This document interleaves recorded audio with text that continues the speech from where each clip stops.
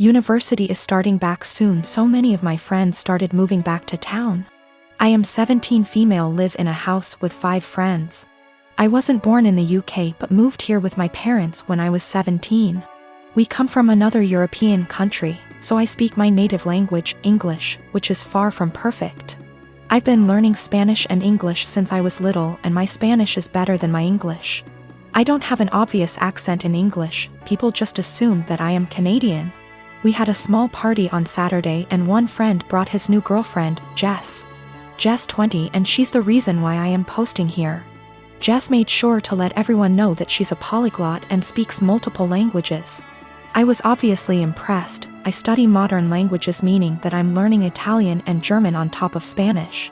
And obviously I asked what languages she speaks: Spanish, Japanese, Arabic, my native language, German, Korean, and French. I told her how impressed I was and carried on with my evening.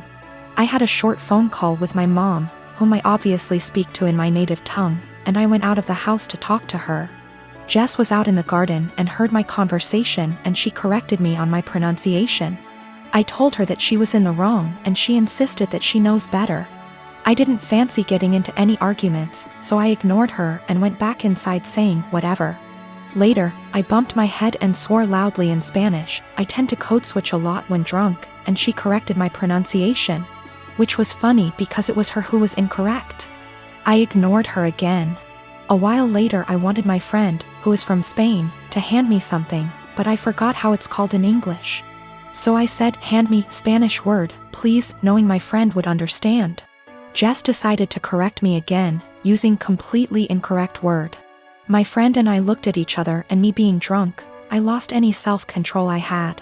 I spoke to Jess in Spanish asking her what the hell she thinks she's doing. And she looked at me telling me that my Spanish was so wrong that she didn't understand a word.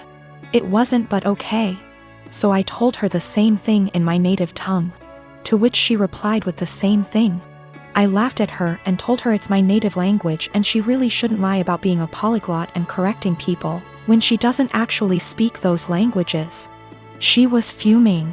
She tried to grab her boyfriend's hand and leave with him, but he was too drunk to care and just said, "Told you to stop lying."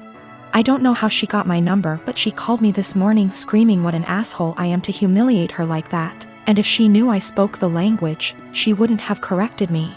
I do feel bad now. I realize how humiliating this must have been for her, but on the other hand, she shouldn't have been lying. My husband and I don't want kids. My mother-in-law is big into family in the traditional sense. She has been pushy with us about having kids since we got married. Literally the week after we got engaged, she started asking. My husband has always changed the subject, and has even told her that it's really none of her business. Every time we see her, she asks. Everything we do is built around the idea of us having kids. 3 years into our marriage, my husband said we might not even have kids, and mother-in-law would not hear it. At year 4, husband had a vasectomy and I had a tubal. So this weekend we were all at their home enjoying some barbecue and drinks and everything. When I get up to grab a beer, my mother-in-law asks me if maybe I should drink water instead, because wink wink nudge nudge. You never know. I was annoyed by this and said, "There's really no chance." Mil, all wide grin, said, "Oh come on. It's time for you two to finally get serious. Put down the beer and tell us when we can finally expect you two to finally make your family official." I said we've been official for about 5 years now, Mil, and drink the beer. Husband laughs with me. Mother-in-law gets more annoyed and says, "You won't be real last names until you bless us with babies." Husband repeated. After about 15 minutes of the usual comments, I finally snapped and said, "Husband got snipped. I had my tubes tied. We're not having kids. You need to stop bringing it up. Period." Well, I thought I started WWII. She started crying and stormed off. Family looked at us with disgust and stormed off to comfort her. We left. Party kinda ended. The social media bullshit started shortly after. Vague posts, links about how motherhood is a woman's greatest calling, listicles about how unhappy childless women are, etc. Some meme about how I guess I wasn't a good enough mother and won't be graduating to grandmother. It's obnoxious to the point that I just muted all of them. My mother-in-law finally called me this morning and told me that she was willing to put this all behind us if husband and I came over, and listened to her reasons that we really need to have kids. I told her no, that we are tired of her pushing this on us, and then she said, "You two aren't prepared to be real, last name S. I'd like a refund for what we paid for the wedding." It wasn't that much. It was like $400 for the rehearsal dinner. I hung up on her. When recounting this to my friends, a few of them said that I was the asshole here for dropping it like that. But I don't think she was ever going to drop it if I didn't finally make a serious, direct comment about it. Back in November 2018, I was arrested at work in front of my boss and coworkers. It was the most humiliating thing I've ever experienced. I later learned at the police station that I was being charged with multiple felonies. This came as a huge surprise. Luckily, I was able to keep my wits and lawyer up instead of speaking with the detective. For $13,000, which completely wiped my savings, I was able to retain a criminal defense attorney. However, it cost me everything, and I was unable to pay my bond. This resulted in me staying in jail for a total of 54 days. At a status hearing, my attorney presented video evidence of me gassing up my car 3 hours away from where the crimes took place, and I ended up having all my charges dismissed. When I finally got out, I learned that I had lost my job, was in the process of being evicted, and my son was in the state's care. His mother is a heroin addict, and I haven't spoken to my own parents in nearly 15 years. They wouldn't let him go to my girlfriend because they didn't consider her family. Since my release, I've learned that I can't sue the police, and no one gives a shit that I was locked up for 54 days because the detective did poor investigation work. I've gone to the local press about this and was told that what happened to me happens quite a bit. They took down my info but never followed up. So what I did was create a website sharing my story.